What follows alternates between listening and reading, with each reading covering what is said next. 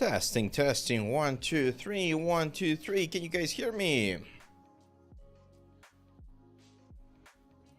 What's up, everyone? We got Anthony on Twitch, Sarn as well, already here with us. Solid Mango, what's up, my friend? How are you? How are you? We got Aerospace 2024 on YouTube as well. We should be live on both the YouTube and Twitch at this point. Hey, Solid Mango, thanks for the sub, man. Thank you, thank you. White Minus on YouTube as well. What's up, my friend? Hello, hello, hello. DJ Nagar, what's up, man? 3D Maniac, hello, hello. Happy New Year, everyone. Happy New Year. You missed me this Friday? Yeah, it's you're gonna see why. I got a little surprise here for you guys. You're gonna see why I couldn't make it on this Friday. I was cooking something. I've been working on something for the last couple of weeks. I think you guys are gonna like it. Chaitanya, what's up, man? Anthony as well, what's up? It's not the environment course, though. I know people are gonna ask that. It's not the environment course. That one's still on the work. What's like in the conveyor belt? We're working on it. No. It's not a course. It's not a course. It's something different, but it's a cool thing. Chaitanya, what's up, man? Hello, Googling. Hello, Becker Draw as well. How are you, my friend? There we go. Let's get ready. We're gonna have a cool session today. And let me just check. Fran Luna, what's up, man? All good over here. Awesome, 3D Maniac. Yeah, see you here on Twitch. Started learning ZBrush from your ZBrush for Beginner course. Truly enjoying to getting into it. Oh, that's awesome, man. That's awesome. Yeah, see, the new year is always a very cool, like I think like benchmark point or starting point, right? It always, at least to me, it always gives me a little bit of a fresh mindset to start, not start over, rather just like get things organized and make sure that everything is working so that I can start pursuing my goals, right? There we go, 3D Maniac now on Twitch. There we go. Nice, nice. Meta 3D Studio, Navi as well. Naijin, Nobobo. Hello, guys. Hello. Aaron, 2020-40, 2240. What's up, my friend? Hello, hello. John Amukvaya. Have I tried Autodesk Arnold? Of course, man. Of course I have. We used that extensively on the Maya course. We used that one on the Oni course as well, on the ZBrush Stylized Character course. I think I show you that one as well on the Anatomy course, on the Duncan course. So yeah, I've used Arnold quite a bit, man. It's really good. You were working on Duncan on New Year's, on the actual New Year, like on the 1st of January, or do you guys normally celebrate something over there? Fox Girl Lily, what's up? Hi, Ave. I've been limited to one of your streams. You're in the background as I do Retopo, so wish me luck. Good luck, Fox Girl. And make sure to keep your flow going nicely. The density should be nice as well. Remember that. And try to optimize where you can. Is it for games, Fox Girl? Is it like a retopology for games, or is it for film? Like, do you need to go really low poly? What hour is it in Mexico? No. It's very early, actually. It's 9 a.m. for me. I went for a walk earlier today with my dog, and now I'm ready to go do some live stream before we jump into all of the tasks that I need to do for the day. Oh, that's nice, Solid Mango. That's really nice. El Pollo Mamani, saludos desde Perú. Saludos, mi estimado. Hasta Perú. Saludos. Any challenges coming up? I promised myself I had to take part from. Yes, we're gonna have challenges. Oh, we're gonna have a lot of stuff this year, guys. We've been working very, very hard this past couple of months to make sure we got a good plan for the upcoming year. So yeah, Grumpy Tarsier as well here on the chat. What's up, man? I like that monkey face. I have not watched Secret Level yet. So this past 2 weeks, and the reason why I was a little bit away from socials is I wanted to spend time with my family, you know, have a little bit of a rest, enjoy life for a little bit, and I have not done that. I've played a lot of games.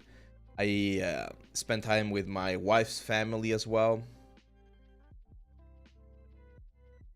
Saludos desde Argentina. ¿Tienes curso en español o con subtítulos? No, Iván. We don't have... we have subtitles on some of the courses, but they're English subtitles.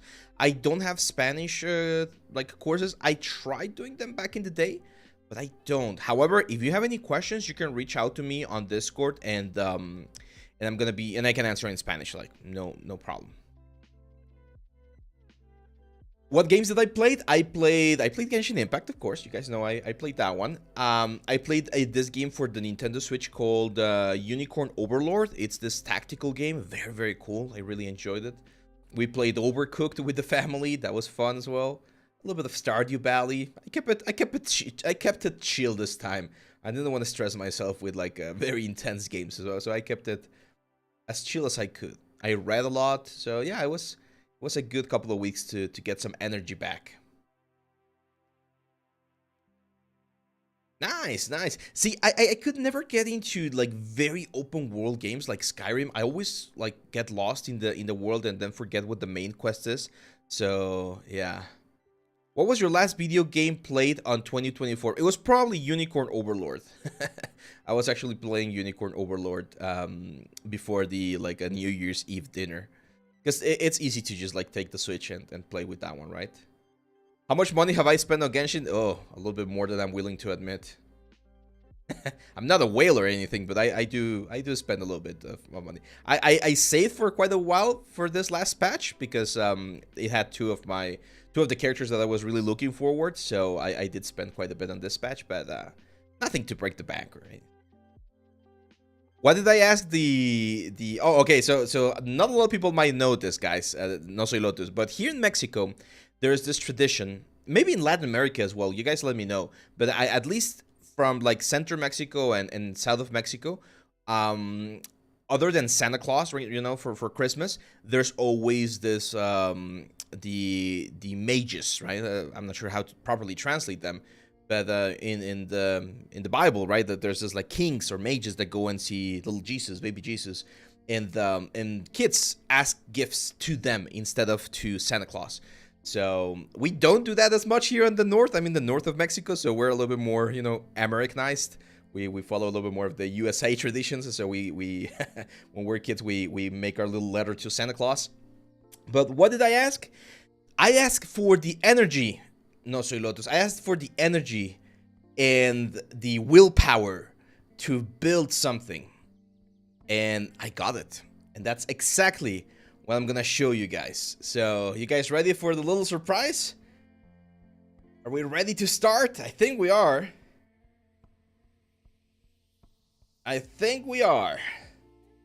There we go, guys. So, one of the reasons why I wasn't able to upload as many things in the past couple of... there you go, Wiseman, that's the right translation. One of the reasons why I wasn't able to upload a lot of stuff for the past couple of weeks was because I wanted to do something special here for the studio, actually. So, here we go. Welcome, guys. Welcome to the new studio. I've been working very hard this past couple of weeks on this new little environment right here. So it's our new set. It's gonna be you can consider it kind of like the season 2 set for the studio. And I did everything. I built it, sculpted, painted, like arranged it, everything. So yeah, I've always wanted to have like a Dungeons and Dragons set. It was one of my my dreams, and I was finally able to do it. So I used this past 2 weeks to start working on it, and this is the result right here. So from now on, the new shorts that you see, the new videos that we make, the new courses, of course, they're gonna have this backdrop right here. We of course got Duncan now on the spotlight. He was hidden. Remember we had like the bookshelves before, and he was like hidden all the way up there. So this right here, this guy, this is Duncan. This is the character that we do in the anatomy course. We got some other stuff over here. So we got the the angel. That one's from the ZBrush course. We got the Oni. Of course, our barrel. We always use the barrel to explain some stuff in the Maya course and some of the elements. So yeah, we got a little bit of everything. And now you're gonna be seeing me in this specific setup right here. Paint the Oni. I definitely need to do that. Yeah. People have been asking about that, and that's something that we've been sort of like balancing. I'm not sure if we're gonna be doing it. Let me go here to the main record. There we go. But people have been asking about doing the Oni course, like finish the Oni course, do the high poly, or we have the high poly, so do the retopology, textures and stuff like that. I'm not sure if that's something that I want to do, but we might do it. I think that character in particular would fit very nicely for like a hand painted approach. But yeah, it's gonna be fun. So there we go. There you go. Yeah, it looks nice, right? You guys want to see how it was done? You want to see a little bit before or behind the magic of the whole thing? Let me show you. Let me just go for the material so that I can show you.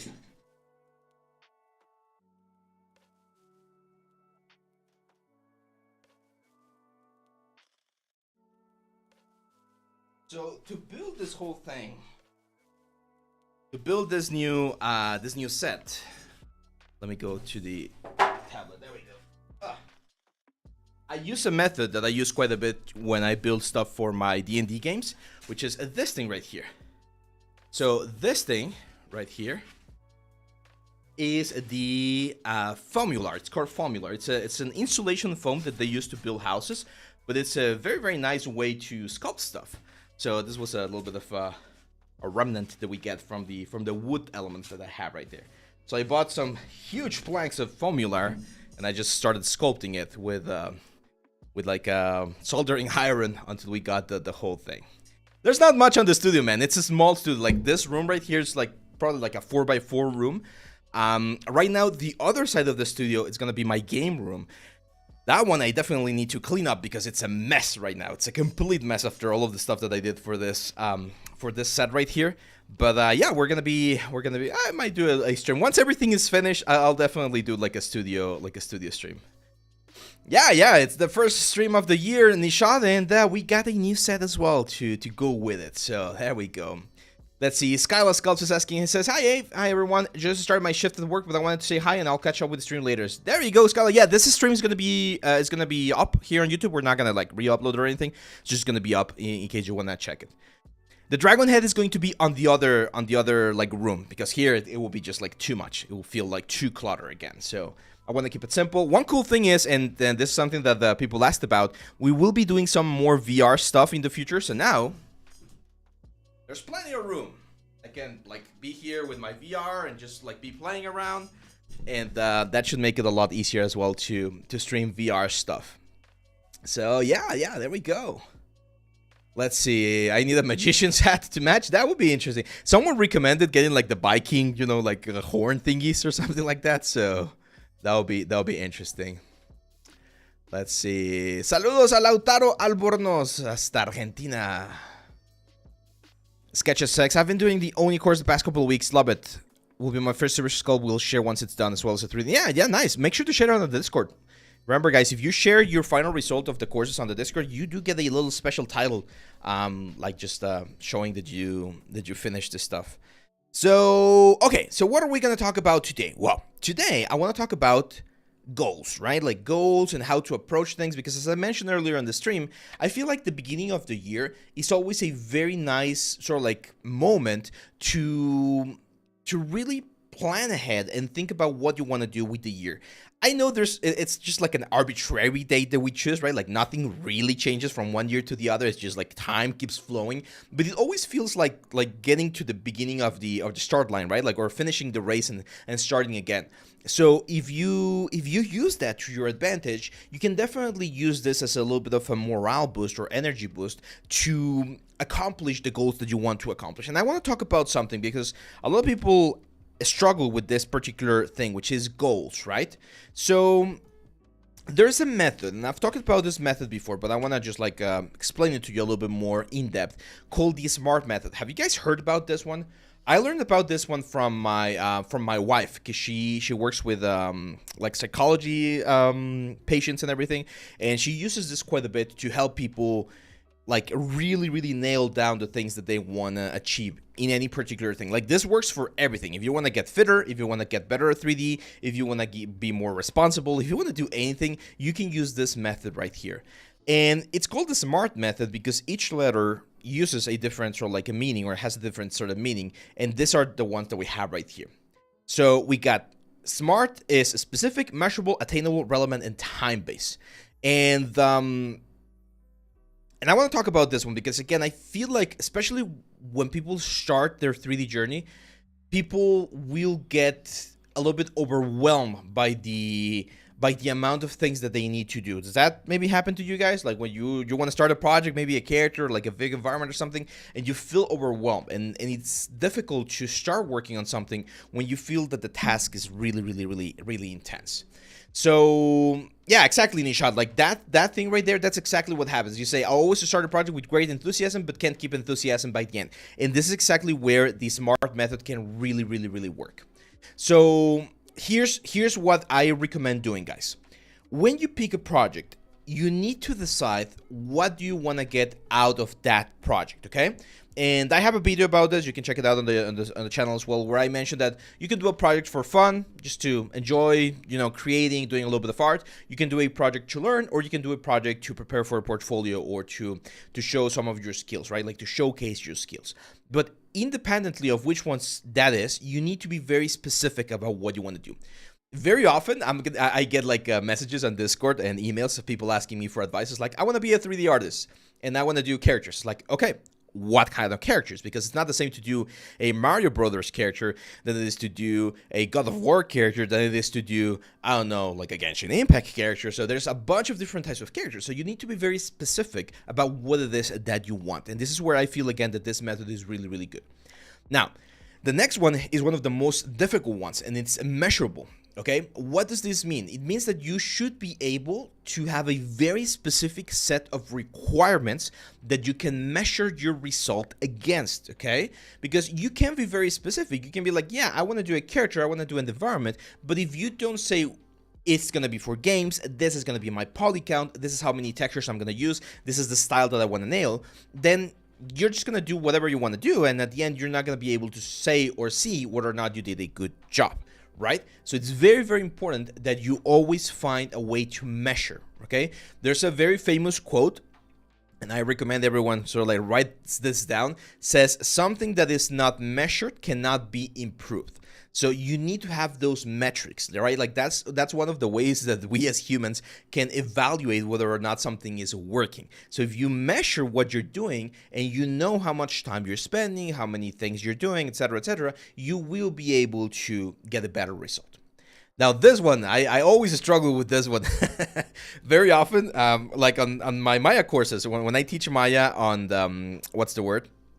When I teach Maya on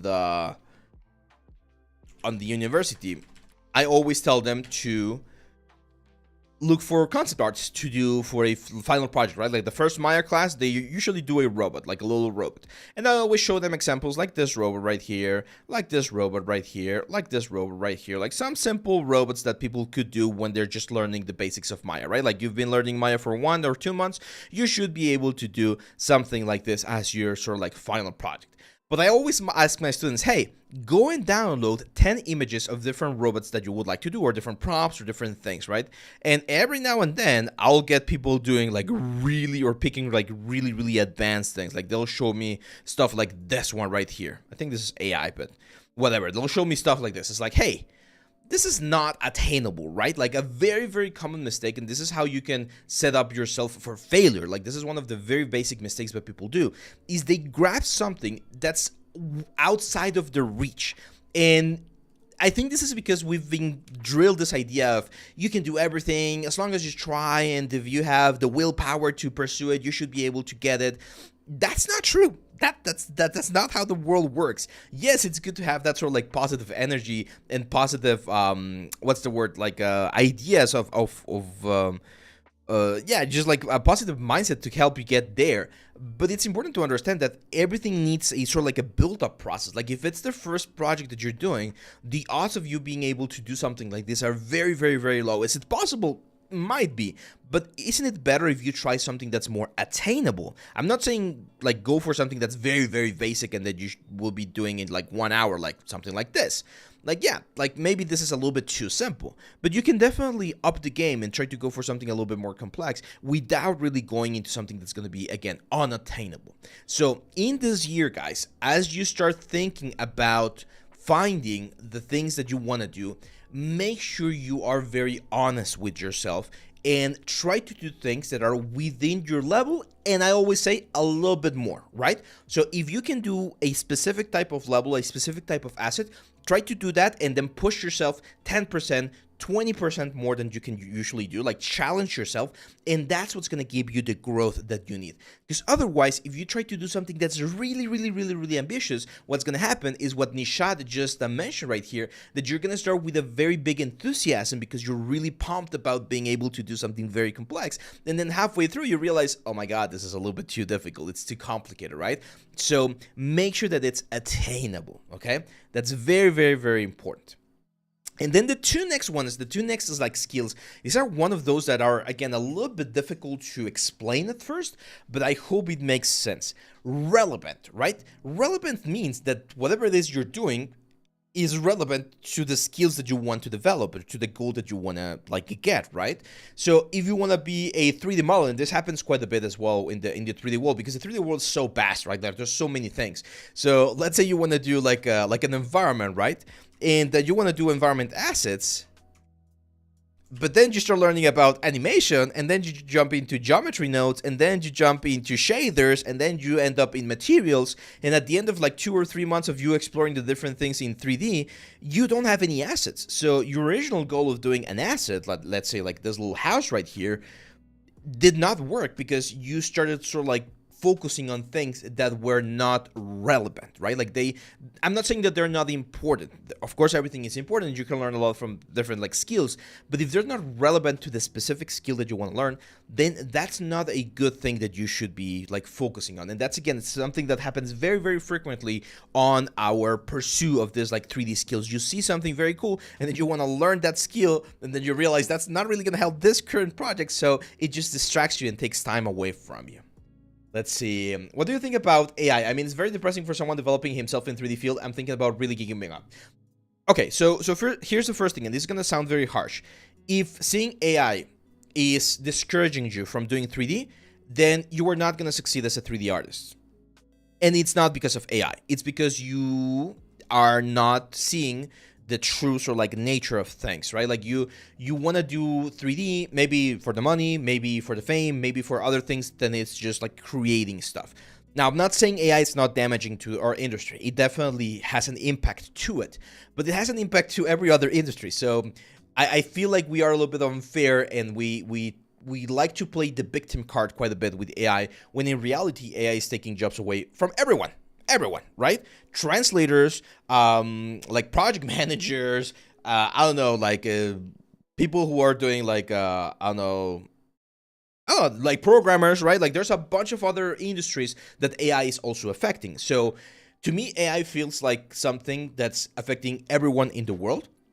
And if that's the reason why you're going to quit 3D or you're going to stop being a 3D artist, then fine. I mean, there's other things that you can do in life. I'm not saying that it's not possible, but people will still value the things that we do. We still value very old traditional like art skills, such as, I've said this before, sculpture, oil painting, photography, like traditional photography. So there's a bunch of things. Now, will this be more difficult? Will it be more competitive? Yes.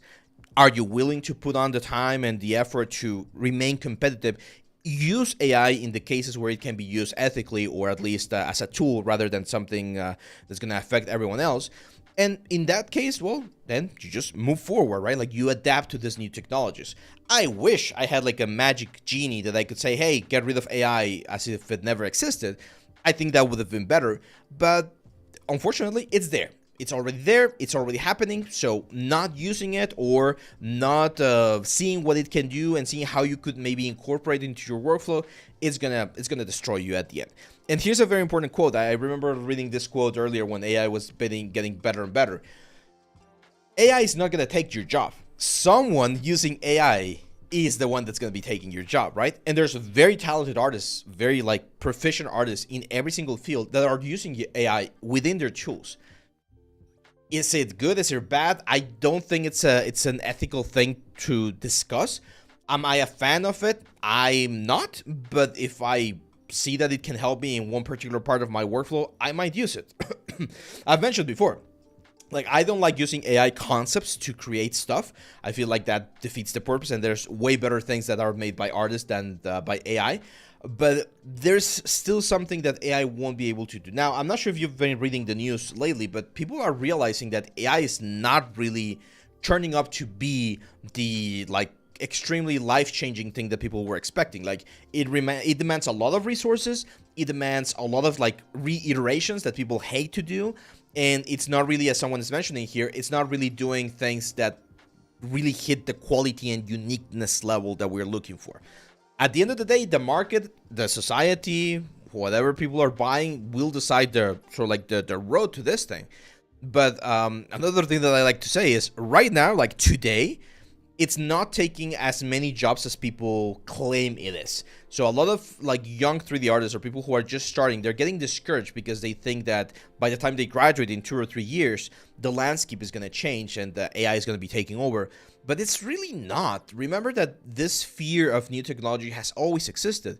When Nanite came out a couple of years ago, people were like, oh, retopology is now dead. No one's going to be using retopology anymore because everyone can be using Nanite and that's it. That's not true. We still use retopology all the time because not every single game follows those specific patterns. When 3D games came out, people were like, oh, 2D games are dead. Like, no one's going to be playing 2D games anymore. That's not true. I mean, for Christ's sakes, like, people are still doing pixel-based games, right? Like, like retro games that look like they were done for like the SNES or the freaking I don't know, like the PlayStation 1 and things like that. So it's not that things are gonna disappear. Yes, there will be changes, and changes are always scary. I understand that, but you guys gotta be very resilient about those changes and flexible with those changes, so that you know, we talked about this before, right? Like water in a river, you know how to move along and follow these changes. Okay, it's part of as Sketchix is saying here, we have to learn to pivot when things like AI comes into play. They just change the landscape completely, and it's important for us to adapt to those changes. One thing that I've seen, and this is something that that I've seen again in every industry, is the people who suffer the most are the people who are not flexible to the changes. I think I've shared this before. Let me go full screen. My dad, he works as a consultant for companies. He helps them to develop better techniques for their workflows and things like that. And whenever he goes to a company, there's always two groups of people who embrace the change and they like this new direction. They like how things can be flexible and change and get a better workflow. And there's those that prefer to stay to the old ways. They're like, this is how we've been doing this for 10 years. We're not changing. This works. Why are we implementing new things? I don't like new things. And it's a very, very common thing. It's a very human thing to be afraid of that change. But there's a quote that I love. It's a quote that I hope helps everyone here. And let me look it up, because it's this is by Joseph Campbell, who wrote the let me look. Yeah, it's this one right here. So Joseph Campbell, for those of you that don't know, he was a scholar, and he wrote the hero's journey, right? Like we know this hero's journey, the road that we all follow, and that's present in a lot of mythologies, religions, and stories around the world. And there's a quote that I love. The first time I heard it, it was like mind-blowing for me. And it has to do a lot about change, right? It says, the cave you fear to enter holds the treasure you seek, right? We're very scared. We're very scared of moving forward and trying something different. We're scared of going into the unknown, going through this threshold and finding things that we don't have control over. But those journeys that we take, those jumps that we make, are the ones that change us, usually for the better. Sometimes there's going to be a couple of hiccups here and there on the road, right? But those things, the things that you are scared of, are the things that hold the improvement or the growth that you're looking as a person, as an artist, and as a human being. So I understand, and I completely agree with you guys, that AI is definitely something that's very, very scary.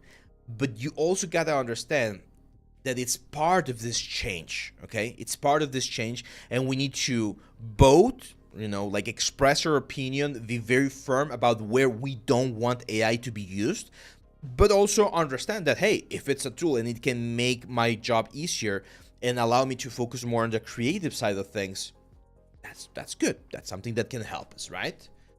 Let's say AI and artists rule out each other. What the art in pressing buttons? Yeah, no, I understand, Max. I understand that you're saying right there.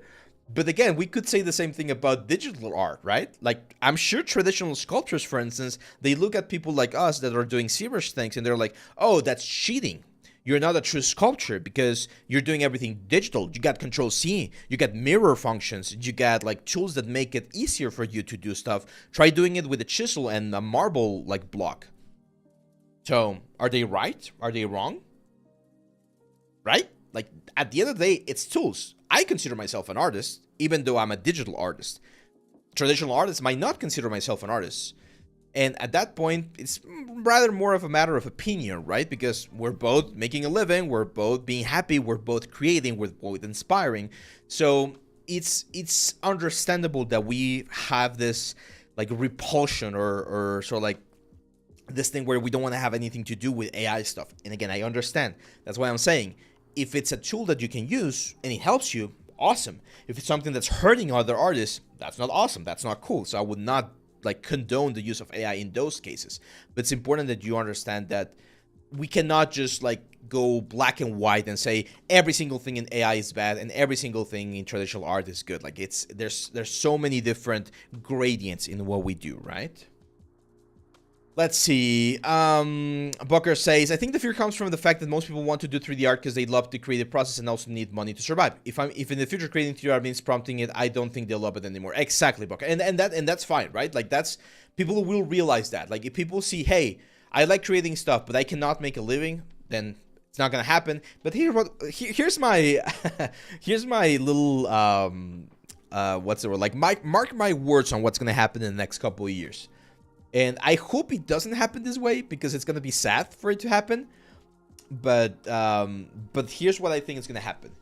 We will see a big influx of people doing a lot of AI generated games. They're gonna generate everything. They're gonna generate the animations, the textures, the models.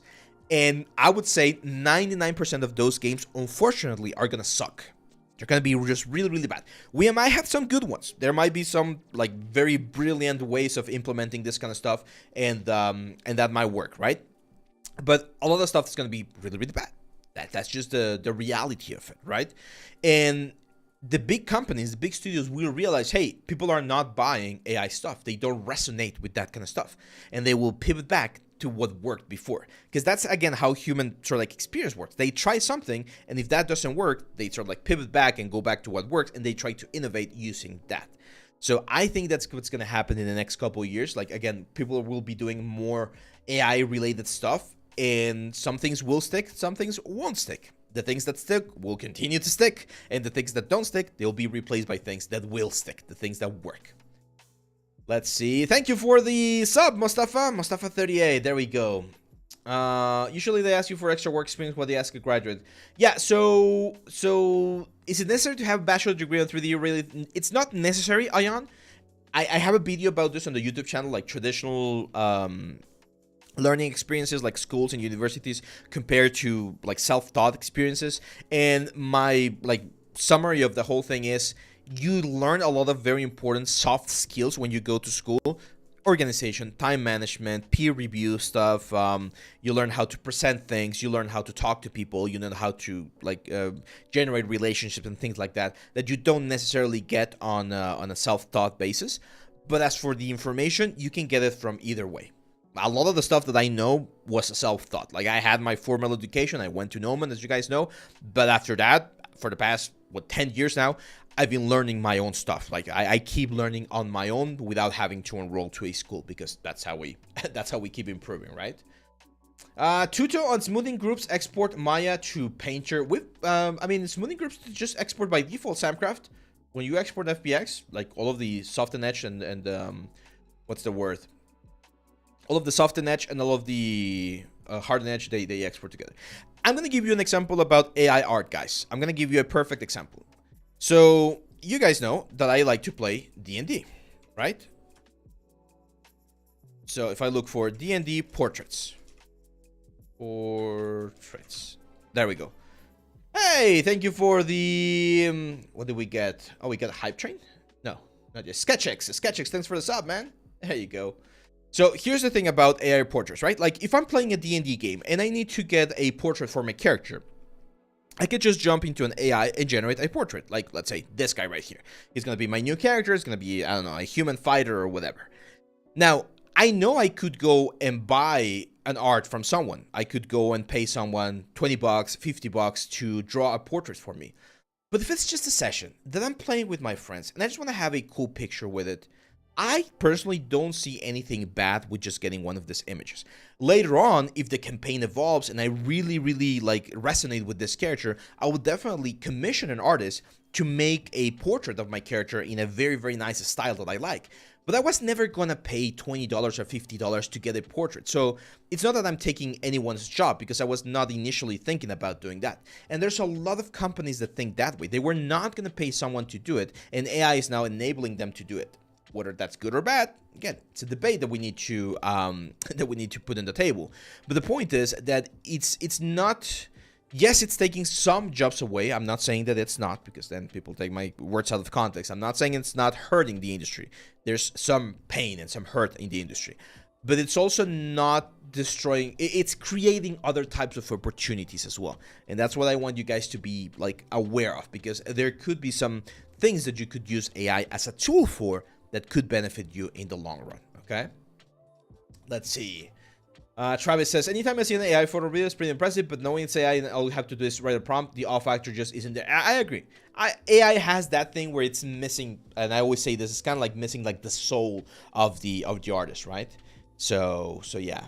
Any updates on the environment course? It's coming. It's coming. I really want to have it this month, Mustafa. I'm working hard on making sure that that happens. So yeah, it's coming.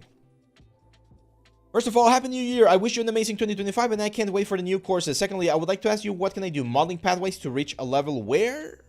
You're missing half the message there. Okay, let's talk about projects now, because I know people are going to ask about this. So, I'm going to give you guys another little timetable here. Let me go to Krita, where you can use this particular approach to learn any skill that you want in this year, okay? People ask me, how long should I be learning 3D for? And I say that usually to get a job, 2 years is a good amount of time. But it is possible to get very proficient if you do things in 1 year. So here's what you guys are going to do.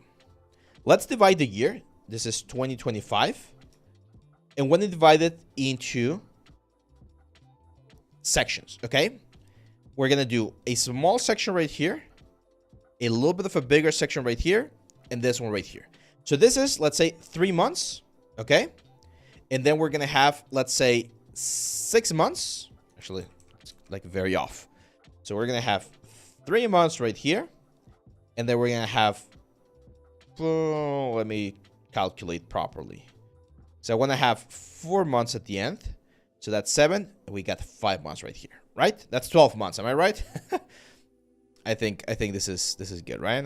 Yeah, that's 12. Okay, so here's what you guys are gonna be doing. If you want to learn any skill, let's say I want to learn, I'm gonna use something that I don't know, just to give you an example. Let's say BFX, right? Let's say I want to learn how to do BFX, maybe Houdini, maybe something like that. I'm probably not gonna do this. I have other things to to learn, but it's a good example. So if I want to learn this particular sets of skills, and I use the SMART method that I was talking about, what I'm gonna do is I'm gonna divide this quadrants. This is January, February, March. This is the next 5 months and the final 4 months. Okay. So what I'm gonna do is as follows. On this one, I'm going to focus on quantity, okay? So on this first 3 months, I'm going to try to do 12 different like exercises. And each exercise is going to take about a week, okay? This is a very important thing, guys, because people are very impatient. People want to learn things in 1 day or in 2 hours. That's not how it works. That's why I'm saying at least 1 week. So I'm going to say, hey, maybe first week I try to do a fireball. Second week I try to do, a thunder or like a lightning strike. Next week, I try to do a tornado, right? Simple things, just the exercise. It's not going to be on my portfolio. It's not going to be on any sort of like production or anything. I just want to learn the tools. This part right here, this is learn. This is the learning stage where you have all of the bugs, where you have all of the issues, when the software crashes and you don't know what the hell you're doing. And that's what you're giving yourself at least a week per exercise or per sort of like project so that you can really iron out all of those things. Again, keep in mind, in this first section, in the learning section, you want to keep it, if we go back to the SMART method, right? You want to keep it attainable. It's the first time you're trying something new. If you're modeling, don't try to model Optimus Prime. Don't try to model or sculpt Kratos. Try to do something that's manageable. That's something that you're going to be able to achieve in that 1 week of time, okay? Let's see. Yeah, like Closest box here. Closest is asking, hey, I want to do modeling. I want to do guns for games. Okay, so in this first couple of like months, you're probably going to do something simple. I would suggest doing something like for instance, like a grenade, right? A grenade. So you're going to try doing one of these grenades right here. This is a simple asset. You should be able to do it in 1 week as you learn the tools that you need. And then for the next week, you might want to do and try doing something like a shotgun, right? Like you try a simple shotgun. Don't go for something fancy. Go for something simple. It could be like one of these old shotguns right here. Okay? So that's how you start advancing. You start doing simple assets, simple exercise that again might not be in your portfolio. They might not be in your portfolio, but they will give you the skills and the tools that you need to get there. Okay? Any questions about this first section? The learn section, the beginning stages. Let's see.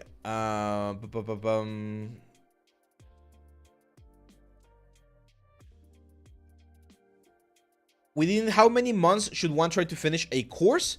I usually calculate courses. I check how many hours each course is, and especially if they're recorded real time, because there's a lot of courses that are like recorded with hyperspeed or whatever, like they're sped up. So I take the amount of hours that the course lasts and I multiply that by at least 3. So for instance, the Oni course, that's a 21-hour course, I think, or 22 hours, something like that. So that's at least 60 hours that you're going to dedicate to it. And then you divide how many hours can you do per week, right? Like if you can do 40 hours per week, awesome. You're going to probably finish it in 3 weeks. But if you're going to only be able to do 5 hours per week because you have a work or you're studying or whatever, then it might take you like 2 or 3 months, right? So it depends, but I always take the amount of time that the course lasts and multiply by 3. That's usually how long it's going to take you. Why? Because it's not the same for the instructor that's doing the course than for you that are learning the tools, and you're going to have to struggle with the process while you learn. Okay. What's the best display tablet for ZBrush sculpting? It depends on what size. I use Huion tablets. They've sent us a couple of tablets along the years. So for my laptop, I have a Huion Canvas 13, and for this PC that you're seeing right here, I have the Huion Canvas 22. Those are the ones that I use. They're really good. I feel like the price is very nice. You can check some of the reviews on the channel as well. So yeah, that's the first stage, guys. The first stage, the learning stage. Jao Victor says, hey, for creating game characters, do you need to know how to pose them? Yes. Ideally, yes. 2 years of learning the software and making artworks as well? Yes. That's usually, again, like most programs out there, if you enroll to any school, they're going to be at least 2 years. Some of them are like 1 year, but they tend to be very, very intense. So yeah, 2 years of learning the software and doing projects is usually one way to do it. Do you focus on one task a day or search on different tasks? My calendar is usually multiple things. Multiple things per day. So for instance, I think, let me show you. Let me check my calendar real quick. I just want to make sure that I'm not showing anything that I shouldn't be showing. And I can show you. Yeah, let me just. There we go. So let me show you a picture of my calendar. There we go. So this is my Monday today. This is how I got my stuff scheduled. So I went for a run earlier today. We have the live right now.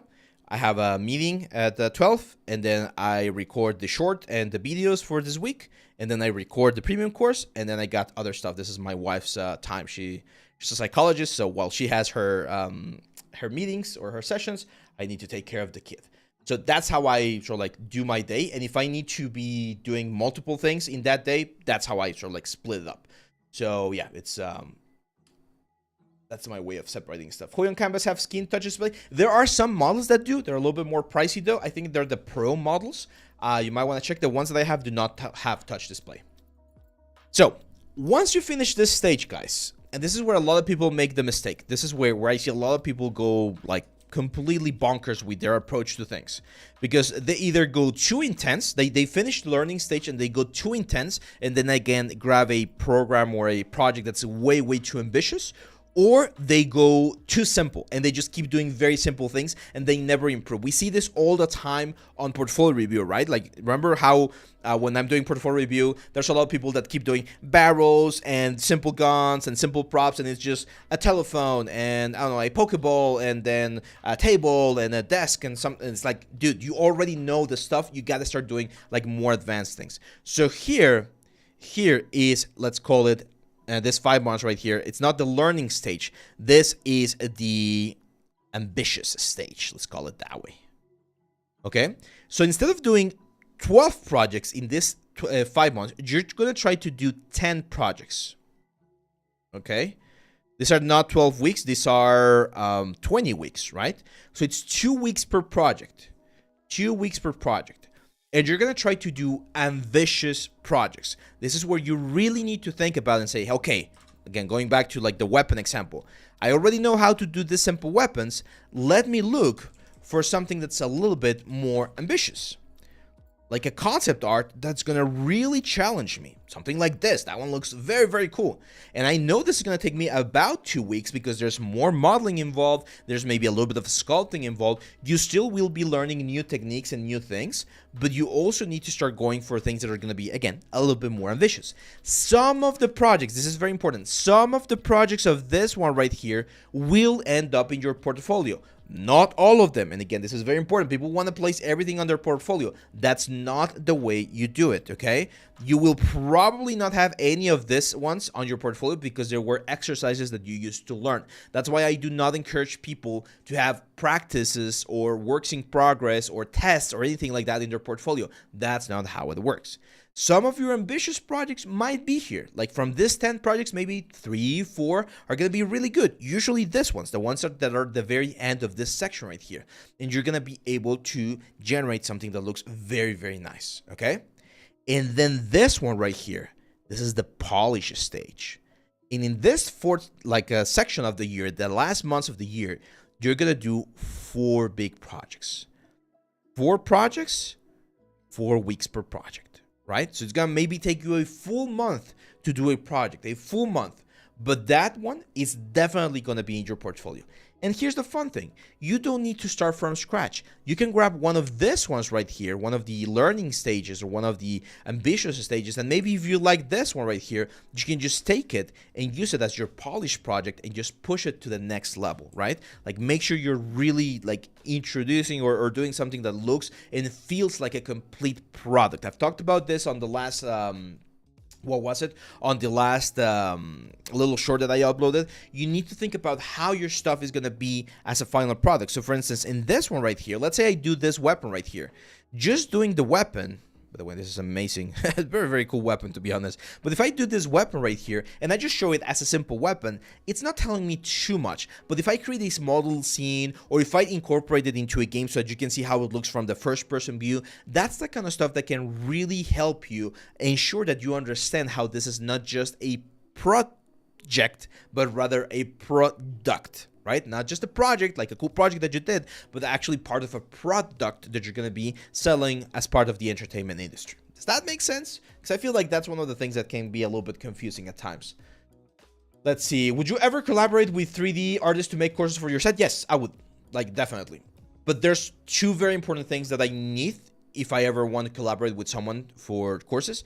First of all, they need to have, of course, experience, right? Like they need to be able to show that they have a good portfolio, they have experience and stuff like that. And second, they need to have that sort of like energy and the love for teaching. Because I feel like that's something that a lot of tutorials are lacking. People, and I'm not like trying to criticize anyone in particular, but it can be a little bit tricky to teach with enough sort of like passion and energy to make sure that you're transferring all of the information to someone who wants to learn. And there's a lot of people that are horrible teachers. I had a very bad experience. Actually, this is a thing that I'm gonna tell you about this experience. I had a teacher at Noman who was a terrible teacher, horrible teacher, and the whole group complained. And fortunately, they changed him, brought another teacher, and we had a great time with the new teacher. But not everyone is like built to teach. Like there are skills that you need as a teacher as well that are quite important. But yeah, close. I would definitely be open to that kind of stuff. Let's see. Bucker says, honestly, for 3D character creation, especially with high quality, I don't think 2 years is enough. If you take a look at 2-year student works, usually they're not really ready for production. Most people won't see any problem with an asset made by someone on various, but they'll feel, yeah, exactly. No, but here's my opinion, Bucker. 2 years is more than enough to get your foot on the door. So if you want to be a character artist and you have a decent portfolio, you will get opportunities to be able to do it. And I mean, I don't like using my portfolio as much as an example, but this was a character that I did that got me my first job. And I see it now, and there's like things that I don't like. There's things that could definitely be improved, more details, and like the hands and fingers and stuff like that. So this was my character. This was like 9 years ago, and this one got my first job. So if you can get to this level in 2 years, based on my experience, you can get a shot at getting a job, and then, of course, keep improving, right? You might not be the lead character of a game, right, or of a production, but you might be doing some NPCs, some secondary characters, things like that. So, yeah. Let's see. Most important question. Many studios are shutting down and the recession is concerned. Do you have any advice for professional 3D artists? Yes, I do have an advice. My advice is be very, and I'm going to go full screen for this one because it's very important. You are a 3D artist, my friend. We are 3D artists. Games, film, television are a smallish section of the things that you can do as a 3D artist. If that's the only thing you want to do, then it's concerning, not because of that specific decision, but because, as you mentioned, the industry is like on this sort of like wobbly place, right?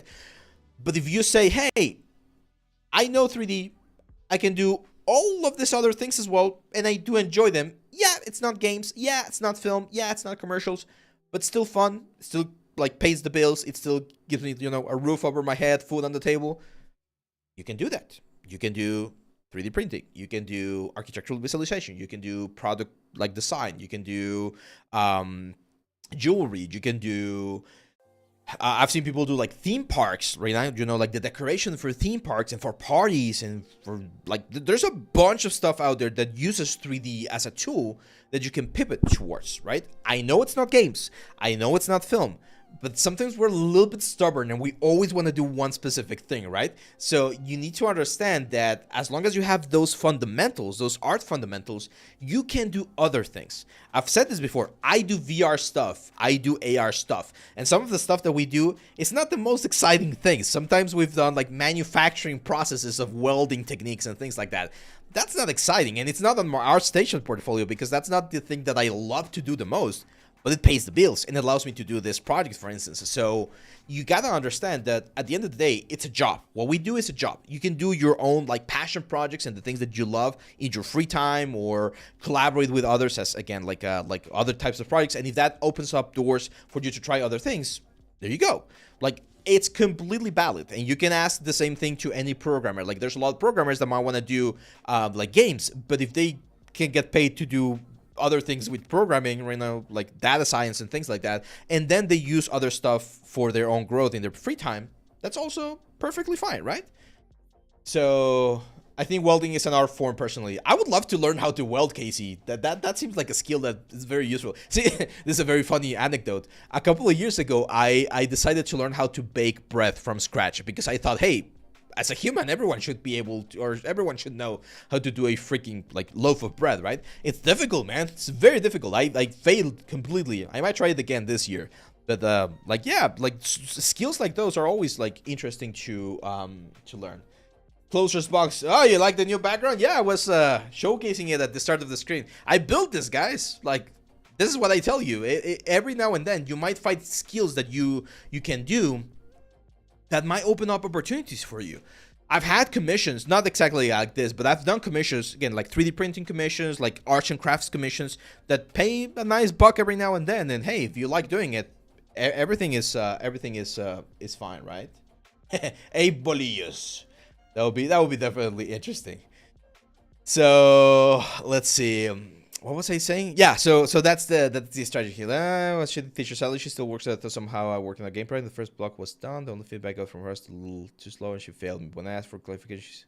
Yeah, it's unfortunate, and I know I failed some people as a teacher sometimes. Sometimes it's like personal stuff going on in someone's life, so sometimes you just don't resonate with people. Like that's perfectly valid as well. Like I know there's people out there that you might really resonate with, like you guys. I know you've mentioned some of you that you really like my teaching style, but I've had students who say I do not like how Abe teaches. Like he talks too fast, or he I don't know does this specific thing that I don't like.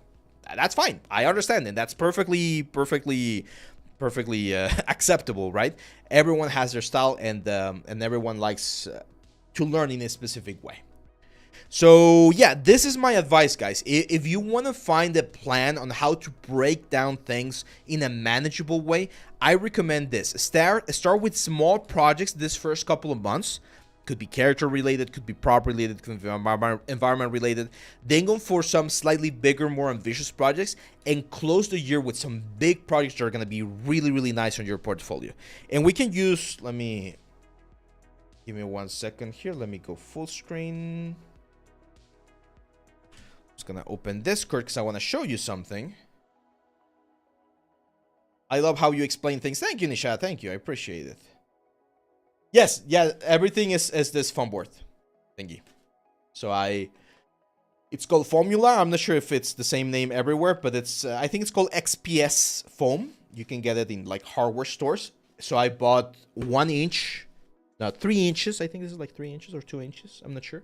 Foam for the wood, and then everything else is just 1 inch, and I carved and then painted. I might add, I'm not sure what you guys think. I actually need your suggestion, guys, by the way, for the background. So, for the stones, I'm thinking of adding a little bit of metal edgeware, you know, just like adding a little bit of highlight in some of the stones. I think that might help. I'm still not sure, that's why I didn't add it. And we need something here. Like right here. My wife was suggesting to add like the dragon head, but that's too big, so we might need to do something else. So, any suggestions, it's appreciated. How many hours training minimum per day or week? That's a great question, Jerry. And the answer, let me go here to... The answer to that, Jerry, is as many as you can afford, right? Like, I don't expect someone who's a student to be able to, or who is working, to be able to devote, I don't know, 10 hours a day, right? So, can you make them a little glossy? That's an interesting question. I might need to add like some varnish on top of it or something. You think glossiness might help? Little dragon skull. Yeah, I think a little dragon skull. A torch would be a nice and interesting. Hanging fantasy lantern. Yeah, I like that idea, Kefkas. Fantasy lantern. Errol says, hey Ave, I'm interested in 3 of your courses. Do you offer any bundle discount for just purchasing more products at once? I don't have it right now. I don't think we have a bundle discount, Earl. But if you're interested, send me a message on Discord. Now, we might be able to do something. I'm not sure, though. Because we did have the discount on Black Friday. I usually don't recommend people buying... Like, this is going to sound weird. It's not that I don't recommend people buying a lot of courses. But it's better to just, like, get one and make sure to finish it. And then move to the next one. Because then it happens, like, with Steam Library. Just go and buy, like, a bunch of courses everywhere. And then you don't see or do any of them. So, yeah.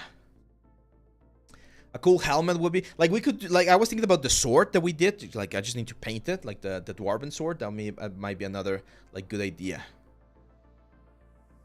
Closest box says, your teaching technique is probably the best I stumbled across. Although I do 3D art just as necessity for my games, and I prefer hard surface stuff. I can have me... Yeah, there you go, man. Thank you. Yeah, we're definitely going to talk more about VR modeling. We're definitely going to talk more about VR modeling. A cool fantasy axe? Yeah, we could model an axe. That would be cool. We should do a weapon. It could be the weapon that we did. The axe that we did. The lava axe. Since it was the first course that we did. The modo in graffiti style. That's another interesting one. I like that one. Those two even hoist. Yeah. Actually, that's a good one. Like the always learning, always improving. That might be an interesting one. Bucker says, judging by your content, you gotta be one of the best mentors out there. Always very insightful, smart business, artistic mind balance, and great at breaking down complicated topics. And in my opinion, mentors are way more valuable than a teacher. No shade for teachers, though. There are some of the... Yeah, teaching is... I love teaching. You guys know that. I've always been very, like, vocal about teaching. I really, really enjoy teaching. And I do feel like teachers, in general, are not valued as much. I'm not sure if I would consider myself a mentor, but I definitely do agree with that you say that I do have this sort of like business artistic mind balance, and that's something I was mentioning on one of the shorts a couple of like weeks ago, that it's something that I do recommend everyone to look at. Not every project that you do is going to be a business related project, right, or something that you're going to be profiting from. It's important to do things just for the love of making them, but it's important to remember that we are in this thing called the entertainment industry, and it's an industry at the end of the day. There's money involved, there's profits involved, there's things that you need to think about to make this thing like profitable, right, like so that you can keep on doing what you like doing. So yeah. The lantern from the Plague Doctor. Yeah, I was thinking... Let's look for some concepts here. Because I did look for some, like, medieval lantern. I was thinking about, like, doing one lantern and then 3D printing. Should we do that? Like, we could do it, like, this Friday. I think that would be a nice... I think this would be a nice, like, exercise. No, it's the same room, Casey. It's the same room. We just took the bookshelves out. They're in the next room. The next room is also going to be decorated. I ideally want to decorate it in a similar style because that's the room that I want to play D&D with my friends at. But right now it's a mess. Yeah, it'll be interesting, right? Like we could do one of this like lanterns, like a cool lantern. Remember that there's, you guys that hate AI, you can add the -AI on the search bar, and that will remove most of the AI stuff, and you're going to be able to find just like traditional things. So we could do one of this on Friday's live stream, and then 3D printed with the Elegoo Saturn, and like a mount, like a bulb and everything on it, like a light bulb. I think that would be a cool option. I like the idea. Let's do that. We'll do that this Friday, okay? We'll be doing a lantern to hang on right there, because I definitely feel like having a warm light right there would be very good, and I do think I can hang it. I'm not sure exactly how I'm going to do it, but I definitely think I can hang it. Let's see. Yeah, like a Bloodborne lamp or something like that. We're talking about giving time per day for modeling. Yeah, well, not per day. If you guys ask me how much time you should dedicate per day, other than your classes or your homework or your work or everything, if you can do at least 1 hour, that's awesome. But if you can do 2 hours, that's great. It's very similar to exercise, right? The more you do it, the better. Now, it doesn't necessarily need to be 2 hours of just modeling, but as long as you spend 2 hours, you know, like following a tutorial, like looking for a skill, something like that, that should be more than enough. What do I think about Adobe? Honestly, I hate their economic plans, and recently I canceled my subscription. I see that a lot of creators switch to more affordable options. Yeah, I agree there. I'm not too fond of their practices. Their pricing model, like the subscription-based model, I hate it. Unfortunately, I do use it quite a bit. So I've been trying to sort of like stay away from it, but it's so ingrained in our industry that it's quite difficult. So what I do is as follows. As long as my job, this project and things like that allow me to pay for my license, I'll keep on using it. The moment I cannot sustain it anymore, I'll cancel it and look for other options. For instance, a great option if you don't want to do texturing with Substance Painter is Marmoset. Marmoset is really good, follows a very similar process. You get access to a lot of tools, and it's a one-time purchase. If you don't want to do Photoshop, this one right here, Krita, very, very good as well. I like this one for drawing and painting more than I do Photoshop, so that's a good one. I've switched to DaVinci Resolve for the editing of my videos and that kind of stuff. So that's also a nice little like switch right there. So yeah, guys. Do we have any more questions? Because I knew this was going to be a short stream. I just want to kickstart the year with you guys and show you, of course, the new studio here, or the new decoration. And I also wanted to help you out a little bit with the smart method that I shared, which is this one again. Where is it? Smart method. Make sure to research it. There's way more information about this smart method. At least for me, it has been a great way to keep myself focused on the goals that I want to have. And this little thing right here, like how to split 2025 so that you can like get the most out of this year. A question: which would be a good place to observe topologies? Becker draw. That's a great question. Look for whatever model it is you want. Like I've shown you before, there's this model viewer from League of Legends. So if you want to see how they do like very optimized low poly meshes, this one's really good. Modelviewer.lol. But yeah, just look for, like, for instance, let's say God of War topology, and you should find some models where they show you how the character is like being prepared. Some of them might be the official ones, some of them might be fan arts, but you should be able to tell which ones look good and which ones do not. Is it okay to put tutorials on your portfolio? I don't necessarily recommend it, Shavham, but I've talked about this. If you guys are going to be doing a tutorial, for instance, let's go to our site right here. So if you're going to be doing the Anatomy for Artists tutorial, right, and you're going to be doing Duncan, like what I have right here, you don't need to do Duncan. You can do your own superhero. You can do your own version of Duncan. You can do your own take on him, right? You can do Batman, you can do Superman, you can do whatever you want. So that way, when you present the work, it's not going to look like the Duncan that I did here for this particular portfolio. You're going to be able to showcase another view while still using the exact same processes and workflows as in the tutorial. Now, if you don't feel confident enough doing that yet, then what I recommend is do the tutorial, follow the exercise, and then redo the tutorial doing your own version or your own take on the character. Will there be another course for character artists? Yes, this year I will be releasing a course with the full pipeline of the characters. I'm still not sure about the details. I'm not sure if it's going to be one or two of them, but it's going to be like that.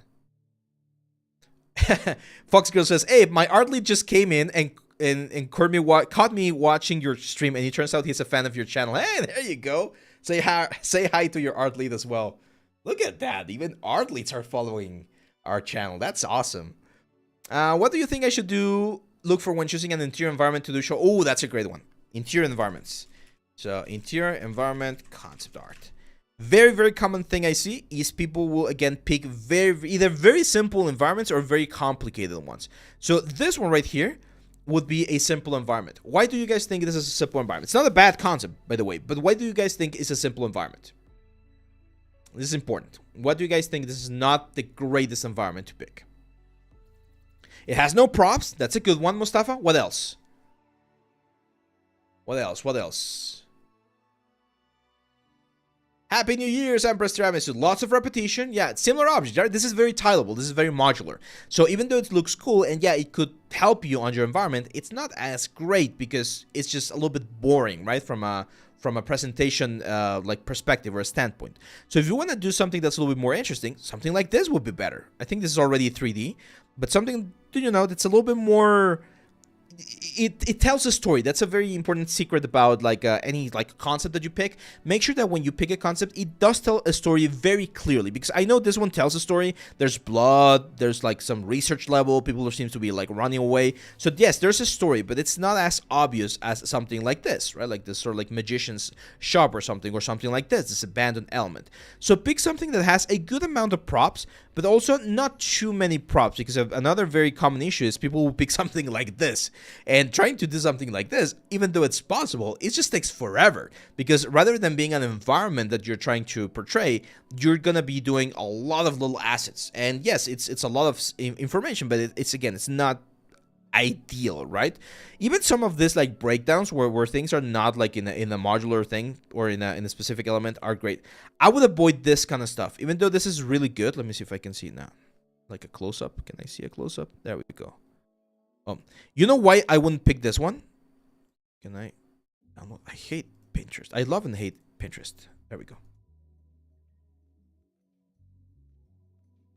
So the reason why I would not pick this one is because it has a lot of non-repeatable assets. Like every single thing right here, it's a very cool thing. It's like a voodoo, like a house or something. But every single mask, it's a hero asset. It's a different like asset. So it's gonna take forever to do every single variation. So this is not really teaching you something that you would normally use for like environment creation. You want something that's a little bit more modular, but at the same time not too modular, right? So it's a little bit of a balance. Here's a technique that I like to use. This is something that I learned at Noman. My teacher there, his name was Max Dayan, amazing artist. He used this technique, and I really like using it. Go online and grab 10 images that you think are good ideas for your object, okay? Then, from those 10 images, pick the top 3, the 3 images that you resonate with the most, the ones that you like the most, and hopefully the ones that are following the method that we've been talking about, which is this one, right? The SMART method. So something that's specific, measurable, attainable, relevant, and time-based. You're going to be able to finish in a specific time constraint, right? And once you pick those 3, then you can do randomly, you can tell someone else to pick the one that they like the most, and you just grab one of those. There's multiple ways to pick them, because either of those 3 should be one that you want to do, right? Try not to pick environments like this that are too dark or too difficult to see. You always want to have a very clear image of what's going on.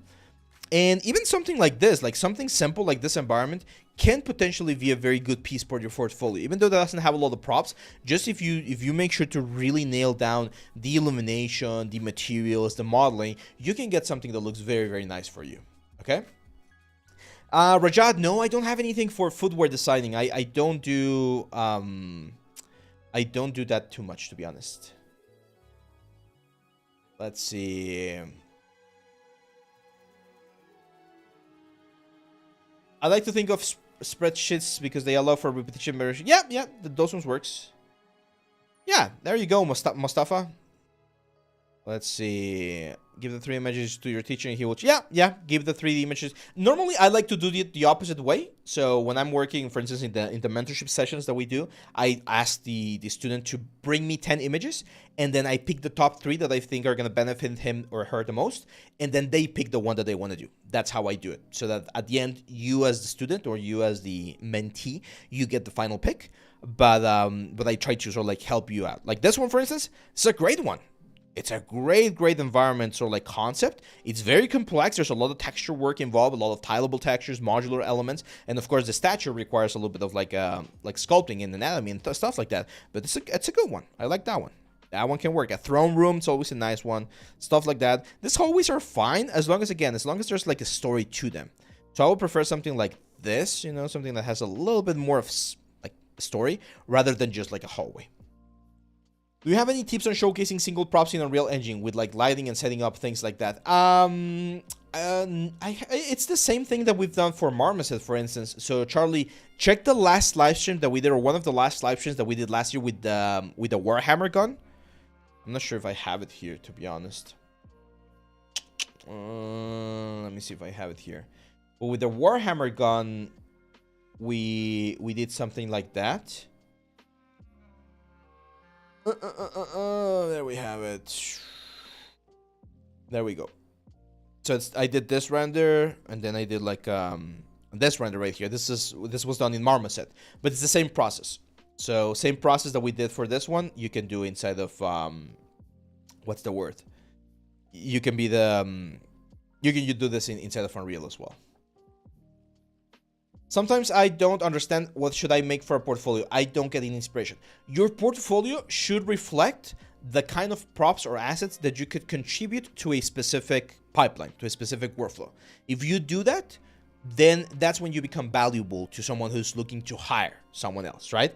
Like you offer, it's like offering a service. Like you got your portfolio is like the menu. Like what can you offer? And if that offer meets what people are looking for, then you're gonna have like a good success.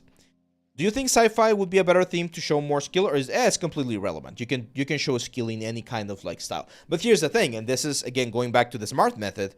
It's the relevant, right? So if you want to work in 343 Industries, if you want to work in Bungie, if you want to work in the Guerrilla Games, right? Like if you want to go work in sci-fi hard surfacey games, do hard surface stuff. That's what you gotta do. Like, it would be stupid to do fantasy things and tailor your portfolio to fantasy things if you don't want to do fantasy, right? Like, that's one of very, very common mistake, and I hate when people do this. They will do things and upload them to a portfolio, and that's not what they want to do. Like, why would you do that? Like, why would you tell someone, hey, I know how to do this, and then not accept jobs of you doing that, right? Because it's like a paradox. If you upload work of things that you don't want to do, you're gonna get like messages and inquiries about that type of work. So it's better to just make sure that the stuff that's on your portfolio is the stuff that you want to do. Simple as that. Okay. If you don't want to do animation, don't have animation in your portfolio. If you don't want to do rigging, don't show rigging on your portfolio, okay? It's not necessary. You can show it on your skills, like on your CV. You can say, hey, I do know a little bit of animation. Hey, I do know a little bit about rigging. But don't have that as your main focus if that's not what you want to do. Is it better to set up 3D models in Unreal for renders? It's the same. It really doesn't matter too much. How can someone tell if a project is too difficult for their current skill level? I find it challenging to choose projects that are actually a good fit for where I am right now. That's an excellent question. Excellent question. Here is how we do it. Let's take a look at a character, for instance. Character art concept minus AI. So if you look at a concept, here's my rule of thumb to picking up a character or not for a project or for a skill level. So if I want to do a project, if I want to do a character, let's say I want to do that seems like AI. Oh man, it's so difficult to not find AI stuff on Google anymore. Let's see. That's one right here. That one's a cool one. It's like this is what, Sigma from Overwatch? Okay. So if I take a look at a character and I ask myself, what are the most challenging things of this particular concept? Probably the armor, right? And then I ask myself, can I do the armor? Do I have the skills necessary to do the armor? Like, do I feel, this is very important, and you gotta be very honest with yourself. Do I feel confident enough that I have all of the necessary skills to do the armor on this character? And if the answer is a confident yes, then this is a good concept for you. But if you take a look at something like this, and then like, hey, do I feel confident doing like this props right here? You're like, you know what? No. I don't feel confident doing that. Then you ask the next question. Is it challenging to the point where if I don't do it, it will make it a failed project? If the answer is yes, you don't pick that project. If the answer is no, it's just like, no, maybe I don't know how to do this backs. But if I try and I fail, it's not going to break everything and it might still give me a good learning opportunity. Then I'll do it because, again, you will learn, right? Like you will understand how to do it.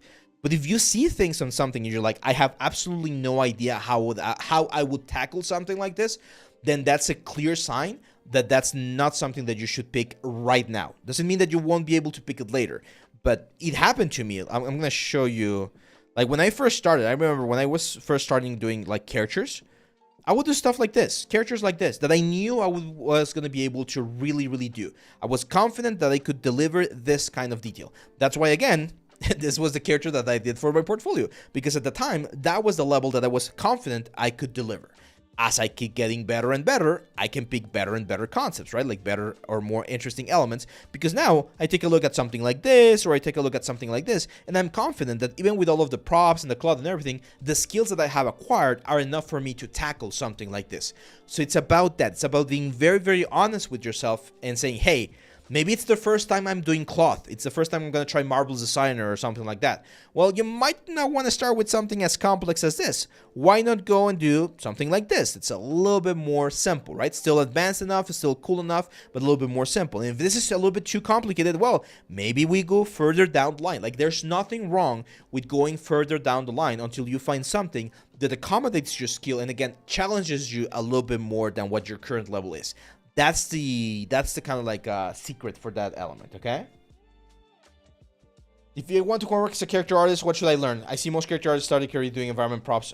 Yeah, most people start like 3D modeling with, again, like props, environments, and things like that. If you want to do characters, man, you got to learn anatomy. Like that's super, super important. Is it important to know Unreal Engine as a character artist? Yes, it is important. Aaron, I would say quite important. At least you should at least know the interface, how to import stuff, how to set up materials. If you can get to a point where you know how to set up renders, that's also very, very good. But yes, I do think knowing Unreal is important. Everyone's obsessed with characters because characters are, and I've always mentioned this, it's like in a rock band, they're like the singers or the guitar players. Like they're the most sort of like obvious choices when you think about the project. But I agree that they can be a little bit overrated. Like people put too much attention on the character, and sometimes that's not even like the most important part on the game. For instance, the environments, there are some games where environments are super important, super critical. The enemies, right, like the monsters or the buildings, things like that, the weapons. Like for instance in Halo, right, What's the most important thing? The aliens, not Master Chief. Yeah, Master Chief is important, but you see the aliens the most. You see the weapons the most. You see the environments the most. So, yeah. Oh, that's a great question, Road Stark. Like which character? Like this one right here? I would say, if I had to guess, because again, every studio is different. They have different pipelines. But the full pipeline, like from scratch to final materials and game ready model, something like this will take probably like a month for a senior character. Like, I mean, they can of course do it faster depending on the complexity of the character, but I would say something like this, it's about 120 hours with feedbacks and, you know, like tweaking things here and there. Probably like 100, like 1 month. For a junior artist, it will take like 2 or 3 months to get it right. And again, this is where, and this is something that I've noticed, unfortunately. Let me go full screen here. Unfortunately, nowadays, people expect everything to be super fast. Like, that's my first issue and my biggest issue with students in university right now. People want to be great fast. And that's not how it works. Like, it takes time to build up the skills. It takes time for the skills and for the knowledge to really go in your mind and for you to really understand what you're doing. It takes time to actually do the work. It takes time to prepare the models. It takes time to texture, to render, to do everything. You gotta be very patient. You gotta learn to be patient. And that's something that we need to really reject about like social media and things like that, where we expect everything to be super fast, like shorts and everything. Like, just understand that this kind of processes, they take time, and it's important that we give them the time so that we can really deliver something of quality. Don't forget that, okay, guys? That's very, very, very important. And again, it's a super huge like problem that I face right now with students. The students have no patience. They want everything to be fast. I had a student a couple of months ago, and he told me, "Hey, Ave, I want to be a ZBrush artist. I want to learn ZBrush, but I can only do 6 hours per month." It's like, dude, 6 hours per month, man. That's nothing. I would expect 6 hours per week at least if you want to like really improve. 6 hours per month. I mean, you're going to get there, but it's going to take you forever, right? So every single thing that we do, it requires time. You got to be mindful about that. And you cannot ask yourself or expect yourself to be at the top level that people are uploading to ArtStation if you're not willing to put in that amount of time every single day, right? So, and here's the thing. Here's the interesting thing about this whole thing. People then get mad. Like, I've had people get angry. Like, I remember I had this class one time. There were like 20 students. And one of those students was really good. He was doing like 2 or 3 hours of ZBrush every day. And everyone else was doing like 1 or 2 hours per week of ZBrush only.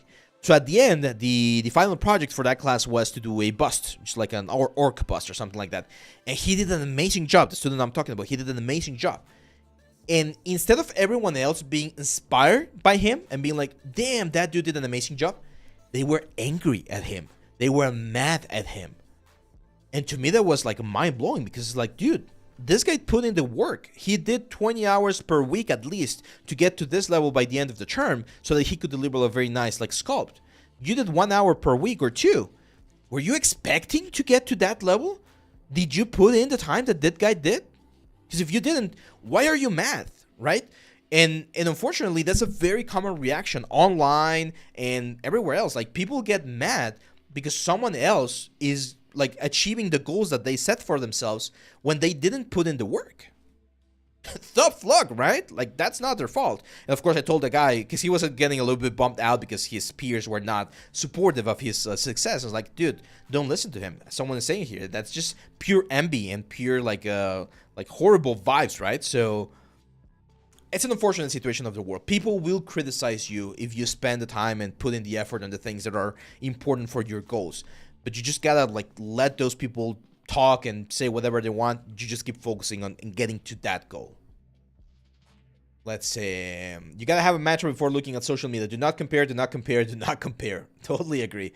The algo will only show you the best of the best, and you need to keep that in mind. Yes, that's also another thing. And I was playing a little bit of Elden Ring like a couple of days ago, and I was looking at the environments because I was getting some information for the environment course, and I realized it's not like the biggest, like, greatest environment ever. That there's like very obvious modular building things, and it's not like, again, like the most amazing thing ever, right? It looks very nice. I'm not saying it's not nice. It's a really, really good environment, but we tend to compare ourselves to the very, very, very, very, very best, when in reality, there's a lot of games out there that just require a good enough, proficient enough level to be able to be successful, right?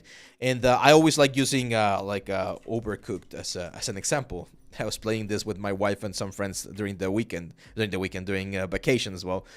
You look at the level of 3D on this thing. It's not bad. It's not impressive either. It's okay. It works for the art style, right? But it works. It's an amazing game.